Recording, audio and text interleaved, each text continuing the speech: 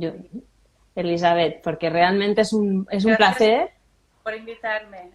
No, no, gracias a ti por aceptar la invitación, porque creo que realmente este tema de los cambios en la formulación de los excipientes de Eutirox está levantando mucho interés. Pero, si me lo permites, primero me gustaría presentarte para que las personas que están escuchando te conozcan.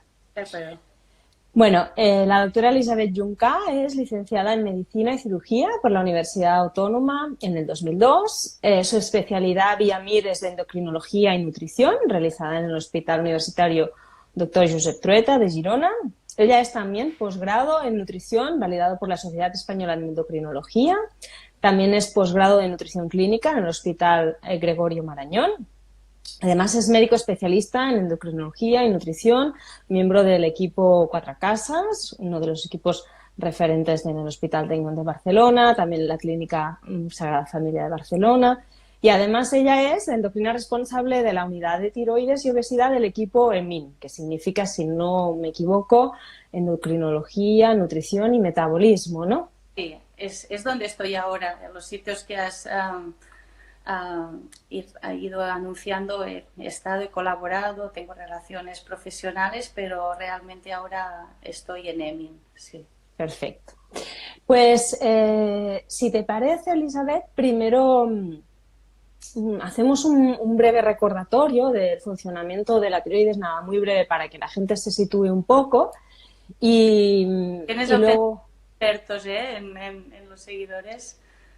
Tienes, Sí, tenemos a personas que han hecho Reshape, personas que están en el programa de transformación, que es nuestro acompañamiento individual, en el que también estás tú, entonces tenemos a personas expertas.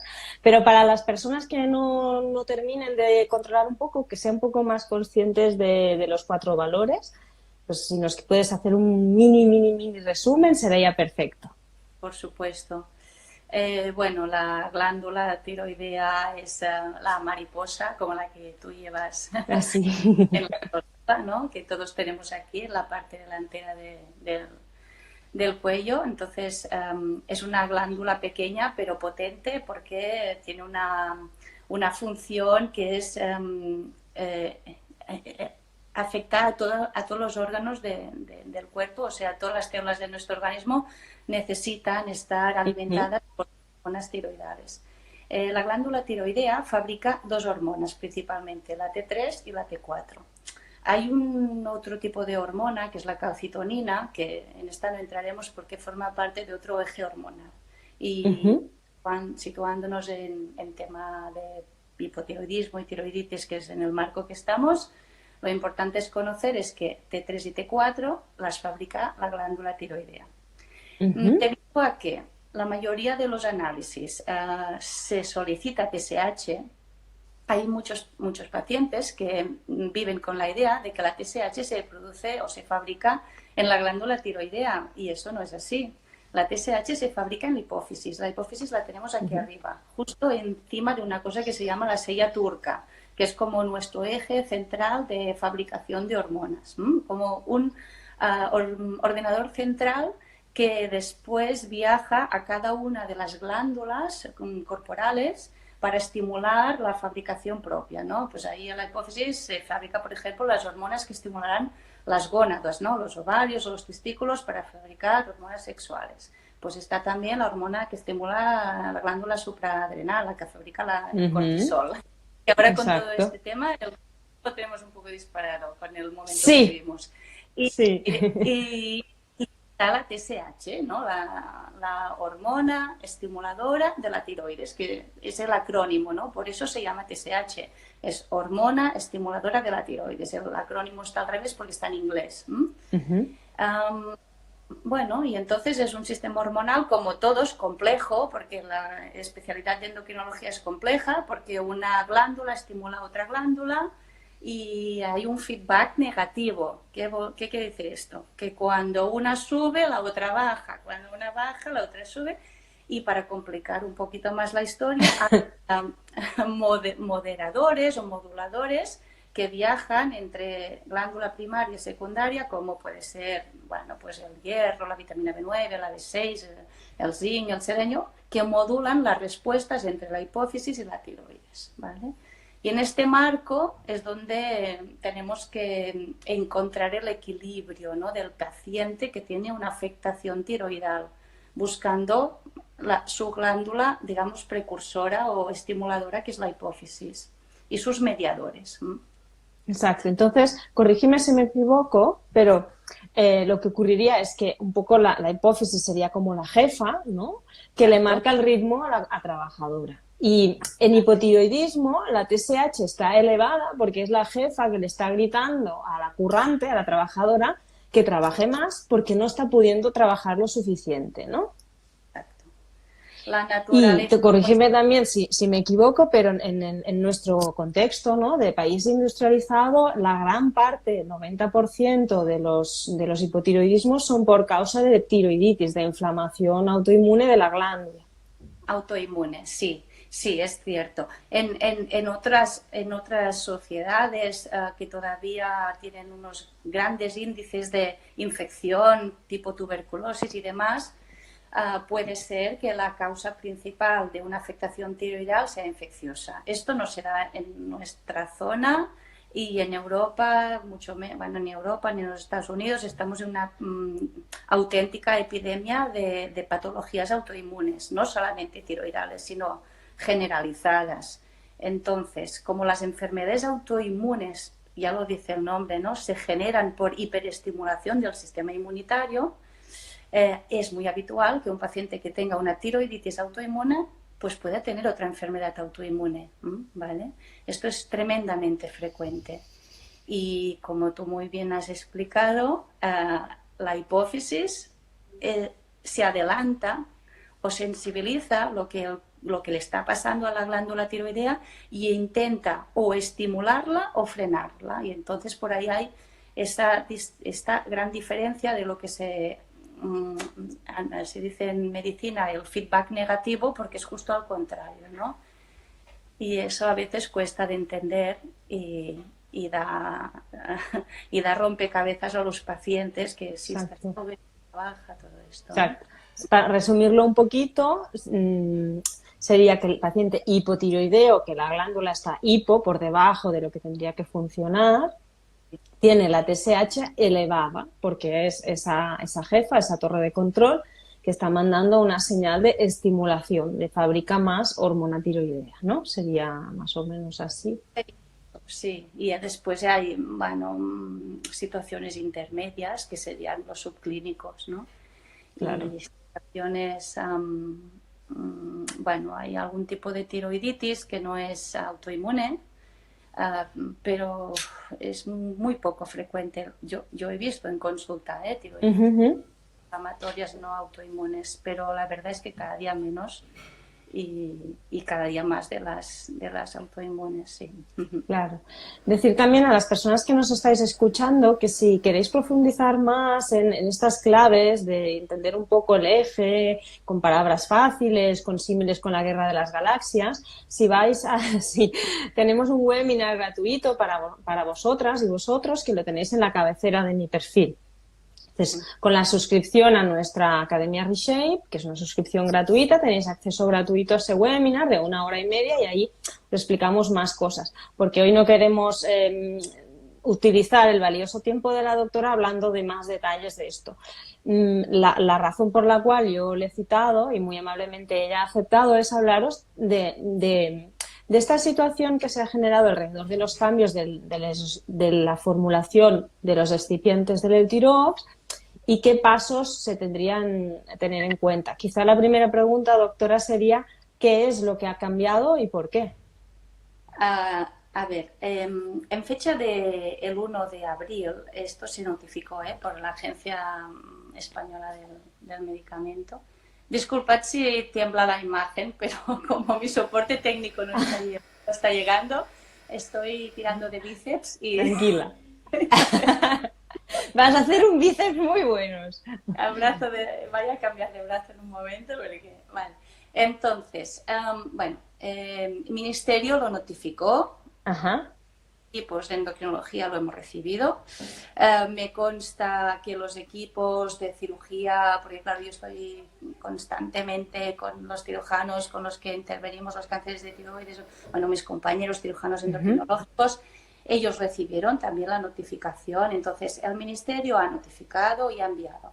El tema está en que esto ha aparecido en un momento donde el foco mediático está situado en otro punto, que es la epidemia que ahora tenemos, ¿ok? Claro. Es muy probable, esta es mi idea, pero quizás cierta, que si esto hubiera aparecido en otro momento, a lo mejor no hubiera causado ni tanto revuelo y se hubiera podido explicar mejor, porque si el médico que es tu médico de confianza, tu endocrinólogo te explica lo que va a suceder y te lo explica muy bien, estás muy tranquilo, entonces, y además te dice, va a pasar esto, a haber un cambio en la composición del fármaco, pero es muy probable que no afecte en nada, que es muy probable que no tengamos que modificar la dosis. Es un cambio de excipiente, no es un cambio de principio activo, esto es súper importante, es un cambio de excipiente. Los excipientes son esas moléculas que se añaden al producto para darle estabilidad, para darle biodisponibilidad en el tiempo, que esta palabra lo que quiere decir es que siempre se activa, que se activa cuando la compres, al cabo de un mes, al cabo de 2 meses, ¿ok? Y este es el objetivo del cambio, simplemente este. La Agencia Española del Fármaco, la Agencia Española del Medicamento, igual que lo hizo en su momento la Agencia del Medicamento en Francia y en otros países de Europa que ya se ha hecho este cambio, no prevé que haya de haber grandes problemas de cambio de valor real de T4 de T3 libre. Pero sí que es cierto que me gustaría dejar claro que también anuncia, y lo dice de una forma muy clarificadora, que recomienda firmemente que los pacientes hagan una revisión al cabo de 4 o 6 semanas de haber hecho la modificación del tratamiento. Porque es un cambio de excipiente que se prevé que será, digamos, indolente, pero pueden haber excepciones y además hay población de riesgo. ¿Qué quiere decir esto? Pues población que una pequeña modificación de T4 libre o de T3 libre es muy importante. Claro. Por ejemplo, en un paciente que ha tenido un carcinoma papilar de tiroides. Claro. Estos pacientes los tenemos en un rango de T3 y de T4 muy específico. Y si cambian de rango, estamos haciendo mala praxis. O, por ejemplo, en una gestación, ¿no? Que tú sabes, Monse, que en la gestación somos súper estrictos porque buscamos la precisión óptima, porque hay unos rangos ideales en primer trimestre, hay unos rangos ideales en segundo y unos rangos ideales en tercero. Entonces, se tiene que estar encima y calcular la dosis precisa en cada momento, porque son 9 meses de cambio corporal y ahí tienes que ajustar dosis. Claro. Una reflexión muy interesante que me has hecho tú esta mañana, micro cerrado, y que me gustaría compartir porque las personas, por el miedo y por el contexto que se ha quedado en Francia, que si quieres ahora lo hablamos, están muy quejosas, es por qué lo tienen que cambiar y vaya con lo difícil que es.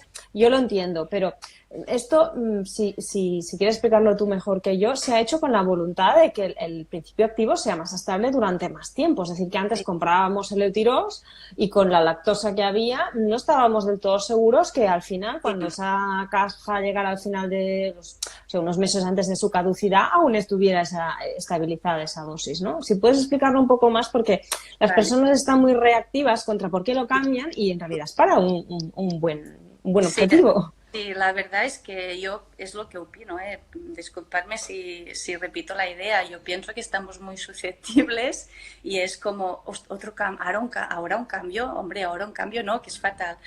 Y es un cambio que se propone, se propone a fin de bien. O sea, lo que se ha publicado, y yo que he leído la documentación, que Merck es la empresa que comercializa este producto en el mundo, y emitió un comunicado explicando el porqué de este cambio.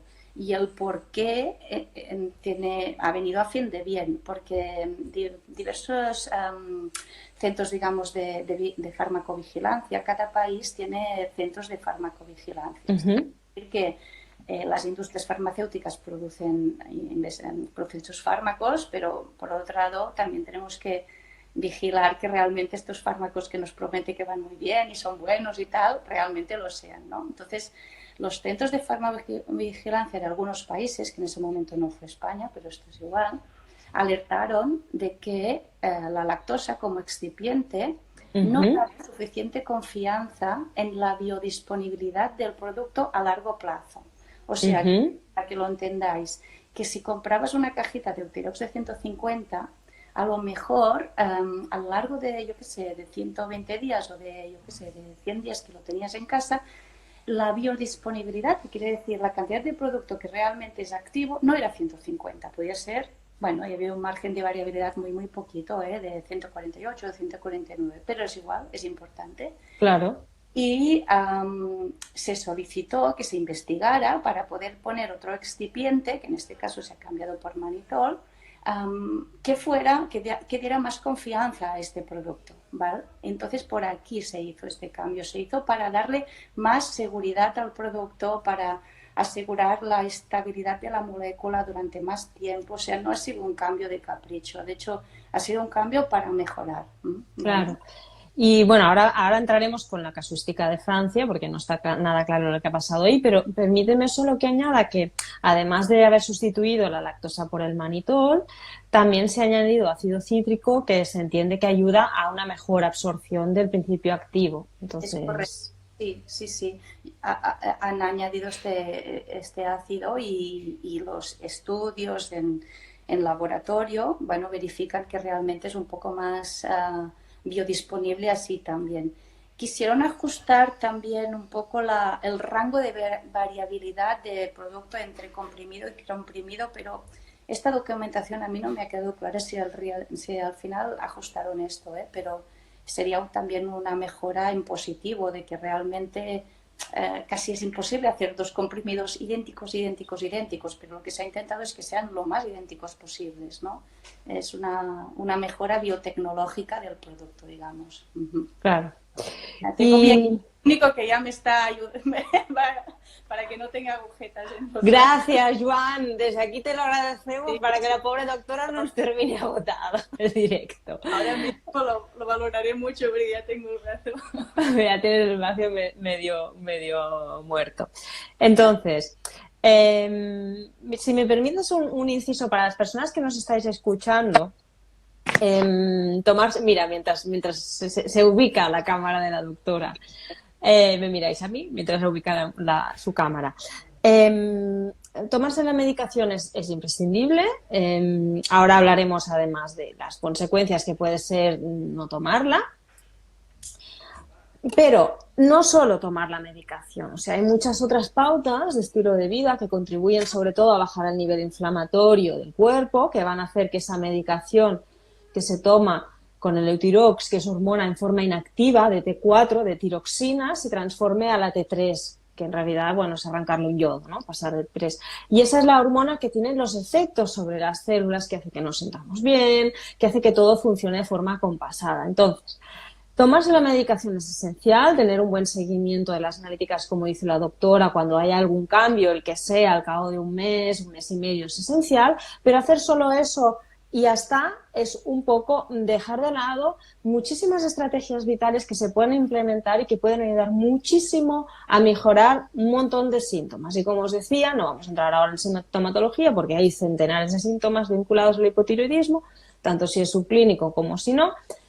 Pero si entráis en mi perfil, en la cabecera, o luego lo podéis ir al enlace, tenéis un webinar de 1 hora y media donde os explicamos un montón de información valiosa. Ahora vamos a aprovechar el tiempo de la doctora para cosas más concretas en relación con la medicación, si os parece.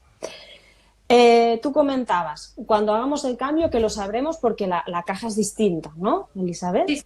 Y además, bueno, no sé si habéis visto las fotos. Yo, por ejemplo, y tú también en el Facebook lo pasé, la imagen, varios compañeros míos endocrinos, me consta que también es muy visual y además es que está en color como rosado, nueva, por composición, es facilísimo. Además, se ve de entrada, no. Entonces, nos dicen, el manitol mucha gente con intolerancias no lo puede tomar. A ver, los excipientes se añaden a los fármacos para estabilizar la fórmula. La dosis es tan baja que cuando hay una intolerancia no suele haber reacción, ¿verdad, doctora? No, los excipientes que están en los fármacos, que sí que yo entiendo que cuando alguien es alérgico o intolerante a un producto, hace muy bien de investigar y de mirar y de estar al caso y tal. Pero estamos hablando de una cosa con microgramos, o sea, es una... ya sé que casi cuesta de entender, pero es como inexistente. O sea, tener microgramos de una sustancia, o sea, no llegar ni a tener un gramo de una sustancia, la probabilidad de que esto genere una reacción IgG, que es una reacción inmunitaria a partir de las cuales se realizan las intolerancias o tienen lugar las intolerancias o las alergias, es casi imposible. Bueno, imposible en medicina no hay nada, pero muy poco probable, muy poco probable. Claro. Entonces, que entendáis que ese excipiente es para estabilizar la fórmula, para que esté estabilizada la dosis durante todo el tiempo hasta la caducidad de la caja, y que el ácido cítrico sí que se añade para aumentar un poquito la absorción, porque hay estudios en relación a esto. Lo que sí que me gustaría que nos explicaras es ¿qué efectos puede notar una persona si realmente ese cambio de cuando cambia de las cajas viejas a las cajas nuevas? Que entiendo que cuando cambiemos de viejas a nuevas se tiene que seguir todo el rato con las nuevas, ¿no? No se puede ir para atrás y para adelante. Lo deja muy claro y además es que es de sentido común. A ver, si vamos a hacer un cambio, ¿no? Y entonces estamos ahora, por ejemplo, en el inicio del cambio. Nos interesa mucho saber qué efectos tiene ese cambio conmigo, en mi cuerpo. Si yo hago modificaciones, un día tomo una, un día tomo otro, cuando yo vaya a hacer los análisis, ese valor, ¿a qué hace referencia? Claro. La nueva, la vieja. No, entonces sí se hace el cambio que se tiene que hacer, porque en breve retirarán producto antiguo, entiendo yo. Lo ideal es seguir con ello, y si en casa hay comprimidos de los viejos, intentar no mezclar, porque al final tomaremos una decisión equivocada, sino cuando valoremos cuál es el efecto real de ese cambio. Y en relación con la sintomatología, es decir, si una persona cambia, ¿no? Por ejemplo, alguien que esté tomando Tirox 100 o Tirox 75, que son de los bastante habituales, y hace el cambio a las nuevas cajas con la nueva formulación, ¿qué síntomas pudiera notar de que le estuviera haciendo? Porque entiendo que el efecto sería hacerle más efecto, o puede ser que también le haga menos. O sea, yo por lo que he entendido es que haga más efecto, ¿no? Bueno, yo creo que el Ministerio, como siempre, hace bien, se pone en salud y propone las dos. Que nos ha enviado, propone cambios a la alza y a la baja. Yo creo que sentido a la baja, en el sentido que si el producto va a ser más biodisponible, más estable, te vas a absorber mejor. Entonces, lo que puede pasar, aunque sean mínimas cantidades y seguramente asintomático y el impacto real del cambio será muy poco, yo pienso, es que sea más eficiente. Por lo tanto, digamos que por mismas unidades o microgramos, porque Eutirox se mide en microgramos, de Eutirox, tus resultados analíticos sean, digamos, un poco más buenos, en el sentido de tirando ahí, a ver, no voy a decir esto porque genera dudas, no hipertiroidismo, sino que realmente tengas un poquito más de T4 libre, un poquito más de T3 libre y un poquito menos de TSH. ¿Sí? Y entonces, mi experiencia, al menos cuando yo tomaba la medicación, era que cuando estaba un poco pasada de dosis, no sé, a ver tú qué te parece con tu experiencia clínica que tienes ya de años, era sobre todo que notaba palpitaciones, un poquito más de ansiedad, insomnio, problemas para dormir. Son signos y síntomas típicos del hipertiroidismo, sobre todo mediado por T3 y T4. Son las dos, bueno, lo que hemos dicho, las glándulas, las dos hormonas que se fabrican en la tiroides, T3 y T4. En este caso, cuando se toma Eutirox, que Eutirox es solamente levotiroxina sódica, que es T4, es nuestro cuerpo el que se encarga de transformar la T4 en T3. Si un paciente o una paciente va un poco sobredosificada de Tirox o de Eutirox de T4, tendrá exceso en los análisis de T4 libre y consecuentemente de T3 libre. Y esto da unos síntomas cardíacos, por ejemplo, palpitaciones, taquicardia, tal. Neurológicos, temblores, temblores centrales, insomnio, pérdida de peso, sensación de sudoración, hipermotilidad, o sea, estar continuamente moviéndose. Sí que es cierto que hay un marco, un abanico impresionante de variabilidad interindividual. Yo a lo largo de los años he observado pacientes con análisis de un hipertiroidismo importante sin síntomas y al revés, pacientes con un hipertiroidismo realmente poco acusado, pero que lo pasaban muy mal, que tenían muchos síntomas, porque aquí hay una gran variabilidad interindividual. Claro. Ahora lo voy a complicar, porque las células del cuerpo para receptores de T3 y de T4 tienen varios subtipos y no todos tenemos los mismos subtipos de receptores. Por eso hay gente o pacientes que para un determinado valor de T4 libre tienen más síntomas, más signos que otros, porque tenemos diferentes cantidades de receptores. Sí. Exacto. Y luego una de las explicaciones o unas preguntas habituales es ¿cuánto tardaré si es que tengo que notar algo? Porque, a ver, recordad, por favor, todas las personas que nos estáis escuchando que puede ser que no notéis nada. O sea, eso es lo habitual. Sí. Si se nota algo, ¿en cuánto tiempo desde que se hace el cambio a la nueva medicación se puede empezar a notar algo? Vale, mira, poder empezar a notar algo, el timing o el tiempo de cambio de una hormona a otra es diferente. La TSH es una hormona de cambio muy lento, pero como homología no va por la TSH, sino va por la T4 y sobre todo por la T3. Al cabo de unos 10-12 días el paciente notará cambios en su cuerpo, pero para poder realizar los análisis con cierto grado de seguridad, lo ideal es esperar a las 4 semanas. Por lo que he comentado hace un momento, la TSH es una hormona que tiene bastante background, que quiere decir recuerdo. Y entonces podrías encontrarte con una T4, una T3 libre ligeramente alta, pero una TSH que todavía no haya cambiado. Y en manos de un endocrino esto a lo mejor es muy fácil de interpretar.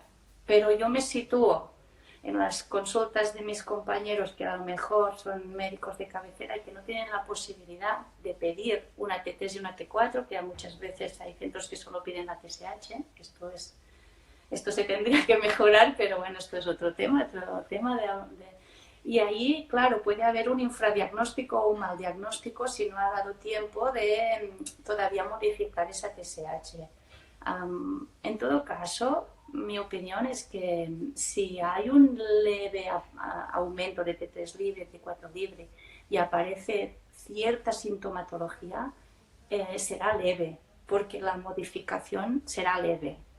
Y en pocos días, 15 días más que haremos los análisis, eso se modulará, se equilibrará la dosis a la baja y el tema estará resuelto. O sea, claro. Lo más importante es tener muy claro que se tiene que hacer un control.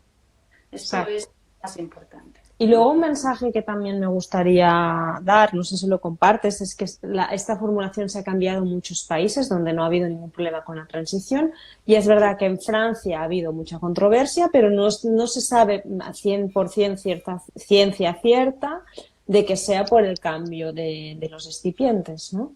Sí, mira, en Francia justamente, bueno, yo como trabajo en Andorra, el tema está en que tengo consulta en Andorra, pues claro, ahí hay mucha población francesa y lo viví en primera persona, que llegaron pacientes muy hipertiroidales, no muchos, pocos, muy pocos, pero sí que estaban muy hipertiroidales y la Agencia Francesa del Medicamento no entendía el por qué, porque este cambio se había hecho en otros países sin tener esta repercusión y hubo un subgrupo de pacientes, además fue una zona muy concreta de Francia, que se pusieron muy hipertiroidales. Daba la sensación que esto no está demostrado, como si hubieran tomado muchísima más dosis, como si hubiera habido otro problema, que no es en absoluto lo que estamos hablando ahora, sino que realmente se hubiera formulado o configurado comprimidos mucho más potentes de los que la caja ponía, ¿no? De todas formas, todo esto todavía se está investigando. Porque claro. Muy concreta, fue unas cajas, unos lotes muy concretos, fue una situación de hipertiroidismo, es cierto, pero que también con control y con retirada del producto y poner lo que tocaba al paciente se solucionó, digamos. Entonces, una de las preguntas habituales y una de las cosas que a veces se comenta es que el Eutirox se tiene que tomar por la mañana, pero también entiendo que hay algunos pacientes que pueden beneficiarse de hacer el cambio a tomárselo por la noche. Sí. Aparte de explicarnos un poco más en profundidad, también recordar que cuando se hace cualquier cambio, aunque sea de horario, debe haber un seguimiento de análisis. Es siempre, cuando proponemos este cambio de posología de horario, que es una cosa que, bueno, que habitualmente hacemos porque tiene esos criterios, según qué tipo de analítica vemos, según es un poco complicado explicar, pero según la distancia que existe entre la T3 libre y la T4 libre, tú ves la capacidad que tiene un paciente de adquirir bien ese Eutirox que toma, o de fabricar su propia T4 y de transformar la T4 en T3. Uh-huh. La capacidad de producir T3, si la dosis es nocturna, yo he visto en muchos pacientes que han mejorado y esto también está documentado. Entonces ahí propones el cambio, ¿no? Habitualmente son pacientes ya que tienen los estrógenos más bajos, que se acercan más a la menopausia. Bueno, hay unas características clínicas. Eso es un cambio de posología porque has cambiado el horario y entonces, por supuesto, propones al paciente queremos un cambio y que lo tendremos que analizar porque lo hacemos a fin de bien para que mejore, pero como todo tenemos que valorar si realmente hemos acertado, si ese cambio ha sido a fin de bien o no, y si es a fin de bien seguimos y si no volvemos a reformular. Claro. Y luego el tema de la separación. Coméntanos un poco, porque aquí en España, desgraciadamente, hay este jet lag social, ¿no?, que nos hace cenar muy tarde. ¿Cuántas horas se aconseja que pasen desde la cena a la toma del Eutirox si se hace una toma nocturna? ¿Y cuánto tiempo en la mañana desde que se toma el Eutirox hasta que se desayuna? Eso también es una duda muy recurrente.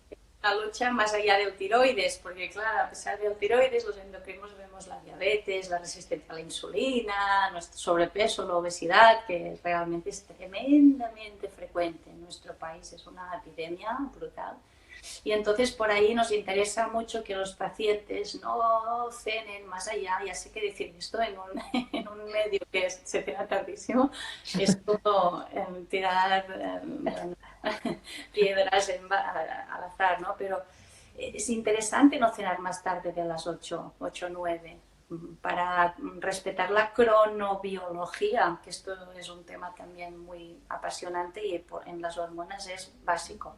Pues nuestra cronobiología favorece si nosotros cenamos pronto, si hacemos ayunos intermitentes. Y entonces, si respetásemos ese horario, ¿no?, de cenar entre las 7 y las 8 y uno se acuesta sobre las 11, 12, tal, pues ahí pasan 3-4 horas, que es el timing ideal para una absorción óptima, ¿no?, de la medicación sustitutiva para la tiroides. ¿Y por la mañana sería el mismo intervalo de tiempo o sería menor? Porque entiendo que... Porque esto es casi imposible, a no ser que Claro. el paciente no desayune, pedirle a alguien que esté 3 horas o 4 horas por la mañana. Hay gente que sí que está haciendo ayunos intermitentes, que lo puede cumplir. Pero tenemos el tema de que impacta lo que es el café con la absorción del... Entonces, a lo mejor sí que te cumplen un ayuno alimentario, pero te piden un café, les apetece y ahí también hay una interferencia. Lo ideal sería esos 3/4 de hora, ¿no?, que toda la vida se ha dicho, de ayuno, tomar el Eutirox y esperar para, desayunar mínimos 3/4 de hora. Pero recuerdo que café y soja impactan sobre la absorción de la hormona tiroidea. Exacto. Yo soy bastante fiel a la dosis nocturna en mis pacientes porque sinceramente esto es cosecha propia, le veo ventajas. No en todos, no todo el mundo tiene ese perfil. Hay excepciones, se tiene que estudiar el caso. Pero teniendo en cuenta el punto de edad de debut, digamos, habitual de la tiroiditis, cuando llega la premenopausia, los dos efectos se juntan, ahí consigues muchas ventajas metabólicas traspasando a nocturno. Exacto. Luego, otras de las preguntas que nos han hecho es la interferencia con el omeprazol también. Sí, es típica esta pregunta también, sí. Bueno, el omeprazol es un inhibidor de la bomba de protones. La bomba de protones es la fábrica que tenemos en el estómago para fabricar ácido clorhídrico, ¿no? Sería pH 1, como se fuman. Entonces, por ahí nosotros absorbemos los alimentos y absorbemos la medicación por este cambio de pH. Si tú tomas un omeprazol, cambias el pH. Entonces, la absorción de alimentos y de comprimidos queda trastocado. Tendríamos que intentar separarlo, en el sentido de que primero va el Eutirox y después va el omeprazol. Omeprazol o cualquier inhibidor de la bomba de protones, ¿eh? O sea, muchos pacientes que ya no llevan omeprazol. Tenemos al rabeprazol, el lanzoprazol. Hoy en día el omeprazol ha quedado un poco descatalogado por estos nuevos productos que son de la misma familia. Entonces, funcionamos igual con rabeprazol, con lanzoprazol. De acuerdo. También nos preguntan, si quieres, porque de las preguntas que teníamos acumuladas, veo que las hemos ido respondiendo casi todas. Sí. Bueno, una que se hace siempre es la reversión es posible, cómo se puede reeducar los anticuerpos, que esto lo habéis ido diciendo repetidamente. Deciros que el margen de mejora es muy amplio en función de cómo sea tu estilo de vida. Por eso nosotros también hemos creado el método Reshape. Que el enlace para el webinar de método Reshape, un webinar gratuito, lo tenéis en la cabecera de mi perfil, que ahí vais a aprender muchísimas cosas. Deciros también que la doctora Junca la tenemos en nuestro programa de atención individualizado, que si queréis más información al respecto, después de mirar el webinar me podéis enviar un mail a mí para que yo os oriente si realmente os iría bien el programa de atención individualizado que tenemos junto con ella, con el dietista, con el entrenador personal, etcétera, etcétera. Que quien no tenga el Reshape, los primeros pasos firmes en mejorar estilo de vida para bajar inflamación, mejorar el perfil de autoinmunidad, los tenemos ahí todos explicadísimos con un montón de herramientas. Y luego lo que os quería decir es, si te parece bien, Elizabeth, vamos a intentar responder alguna de las dudas, hay un montón, pero alguna de las dudas que veamos aquí, que nos han... Ah, sí, otra duda recurrente es, cuando voy a hacerme la analítica, ¿tengo que tomarme el Eutirox justo antes de que me saquen la sangre, justo después, no interfiere? Bueno, cuando se hacen los análisis es habitualmente en ayunas, ¿cierto? Y es el momento en que hemos de tomar el Eutirox. Entonces, el comprimido que vas a tomar ese día no impactará en el resultado de los análisis que vamos a encontrar. Entonces, uno puede tomarse el Eutirox tranquilamente e irse a hacer los análisis porque los resultados que vamos a valorar son sanguíneos. T3 libre, T4 libre, TSH en sangre, en relación a los comprimidos que hemos tomado los otros días anteriores, digamos, y se puede ir con tranquilidad, no afectará al resultado analítico.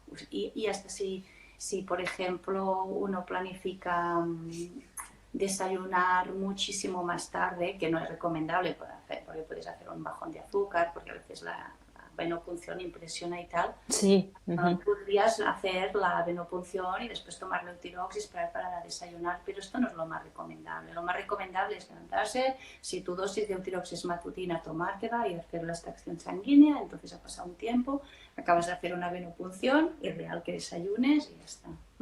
Luego, déjame hacer una aclaración porque están insistiendo mucho en el tema de la anemia y el hipotiroidismo, pero deciros que los suplementos de hierro interfieren en la absorción del Eutirox. Entonces, máximo de separado la suplementación de hierro si la necesitáis tomar porque tenéis anemia. La anemia es una enfermedad en paralelo bastante habitual en hipotiroidismo. Muchas veces responde a un cuadro crónico de inflamación, que también remite cuando vamos incorporando estrategias de estilo de vida, que la anemia tiene que ser corregida porque si no, si tomas el Eutirox en un estado de anemia da mucha sintomatología. No sé si quieres añadir alguna cosa más, Elizabeth, al respecto. Bueno, lo que has dicho es correcto y estoy de acuerdo 100%, y que después es un tema muy ubicuo, ¿no? El tema de la anemia. Sí. sí que tenemos que diferenciar entre hombres y mujeres. Las mujeres con el periodo tenemos una pérdida constante de ferritina mensual y aquí hay gente que tiene sangrados importantes y estas anemias derivan de aquí.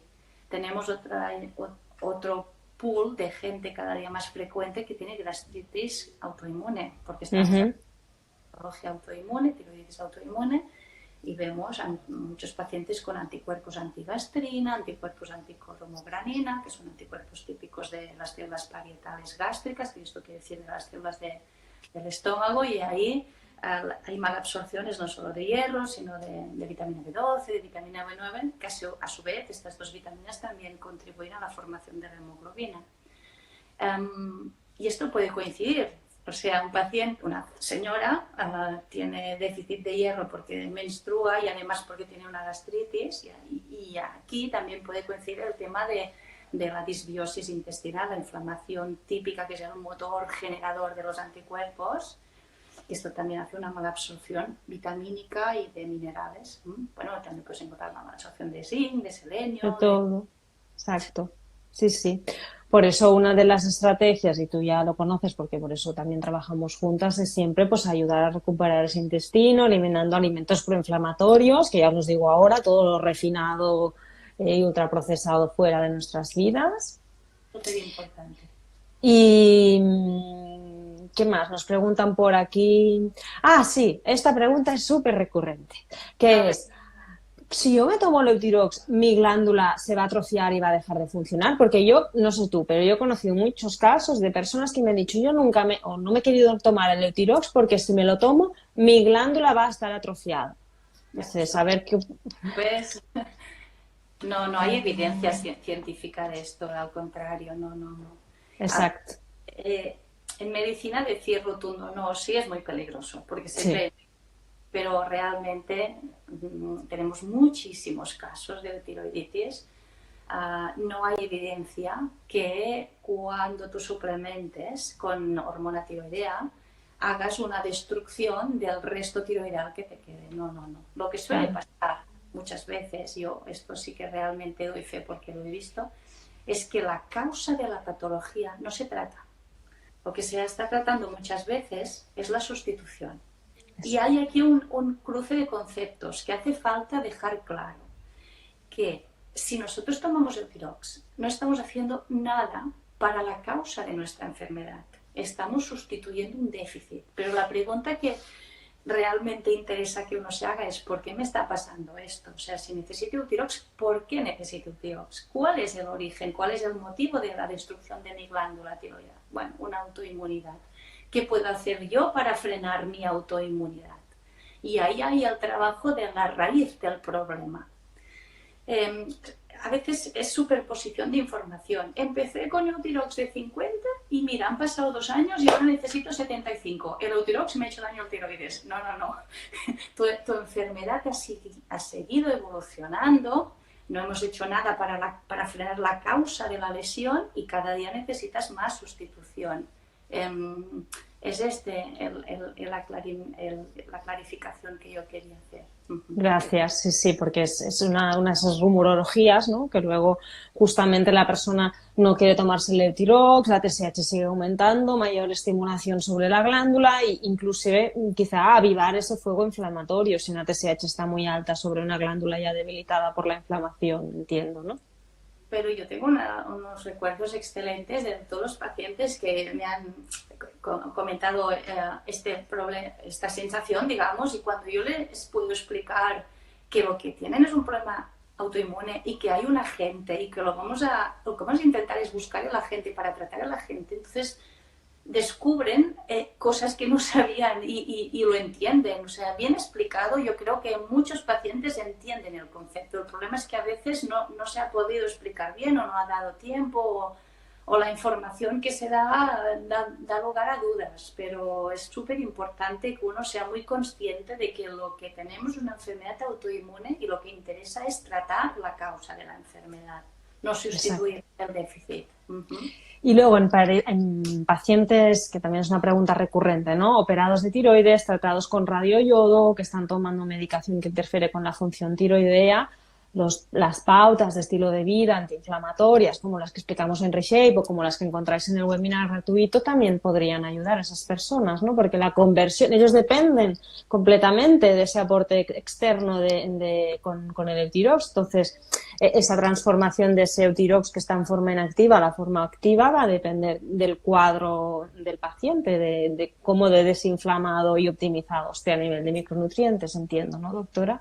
Es que, Monse, estamos en lo mismo, ¿no? ¿Tratar la causa o no tratar la causa? Sí, un poco es un tema más complejo en el sentido de que muchas veces detrás de un radioiodo o una cirugía de tiroidectomía, que quiere decir retirada de glándula, hay una causa que es un precáncer o un cáncer papilar de tiroides, que hay muchos, tenemos bastantes, y afortunadamente es un tipo de lesión que estamos mejorando mucho en el seguimiento, en la prevención, indicando hacer muchas ecografías, teniendo ecógrafo en nuestra consulta. Estamos encima de esto porque es un tema también un poco abandonado, de que hay gente que tiene una tiroiditis y nunca en su vida han hecho una ecografía. Esto no puede ser.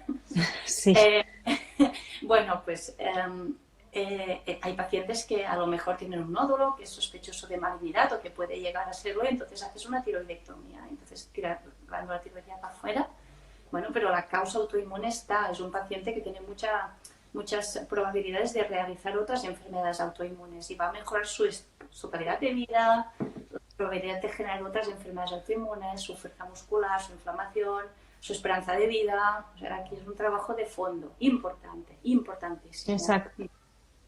Exacto. Y luego, si me permites hacer un llamamiento, a ver, yo soy plenamente consciente que la doctora Juncá es una rara avis. O sea, primero porque por directiva los seguimientos de las tiroiditis y de los hipotiroidismos en la seguridad social se tiene que hacer con el médico de cabecera, no se tiene que derivar, a no ser que haya una complicación, al especialista en endocrinología. Entonces, deciros que hay muchísimo, y eso ya os hablo yo con mi trayectoria como paciente que ha cambiado de profesión incluso para dedicarse a eso, ¿no? Como pacientes podemos hacer tantísimas cosas en nuestro estilo de vida para mejorar, para encontrarnos mejor, para sentirnos bien, para que esa fatiga vaya mejorando.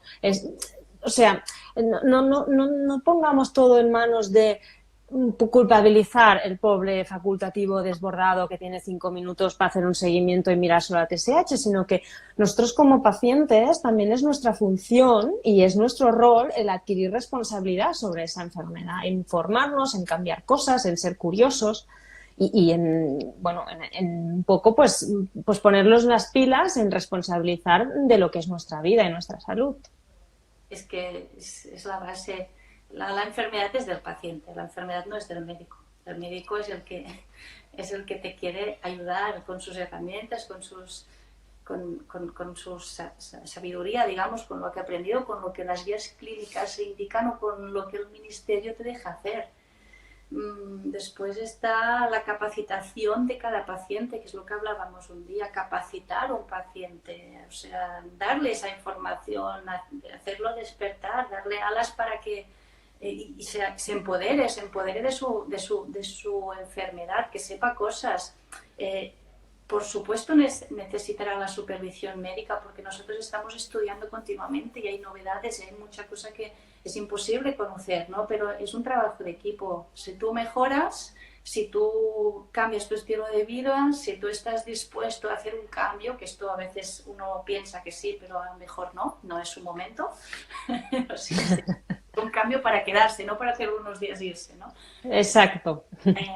Bueno, ahí está la diferencia del paciente que al cabo de que lo conoces hoy, ¿no? Y yo es que siempre lo digo porque es que me enorgullezco de esto. Es una de las cosas que cuando ya acabe la carrera me enorgulleceré de haber dicho 1000 veces, de aquí 2 años, cuando nos volvamos a ver, que te iré viendo, verás como tus anticuerpos estarán más bajos. Y pasa.